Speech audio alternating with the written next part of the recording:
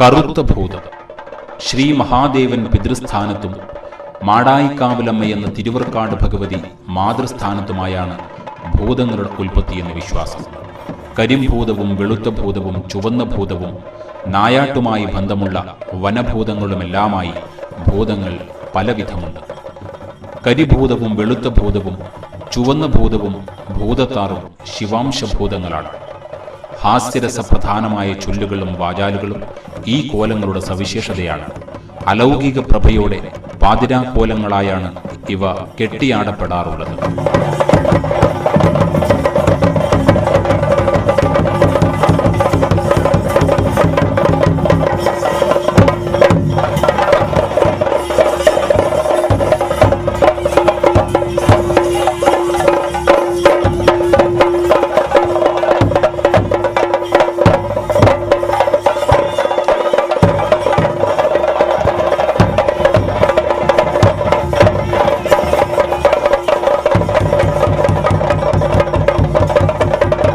വെളുത്ത ഭൂതം.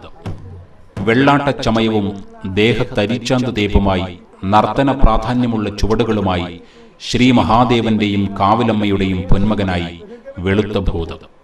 ഭക്തരും കനലാടിമാരും ക്ഷേത്രേശനും കോയ്മയും വാദ്യക്കാരും കാഴ്ചക്കാരും ഭൂതത്തോട് സംവദിക്കുന്നു. ചിരിയും ഒപ്പം ചിന്തയും പ്രസാദമായി നൽകുന്നു. ഏറെ ചുരുക്കം സ്ഥാനങ്ങളിൽ മാത്രമേ വെളുത്ത ഭൂതത്തിന്റെ കോലം കെട്ടിയാടാറുള്ളൂവെന്നതും ഈ ദൈവകോലത്തിന്റെ പ്രാധാന്യം വർദ്ധിപ്പിക്കുന്നു.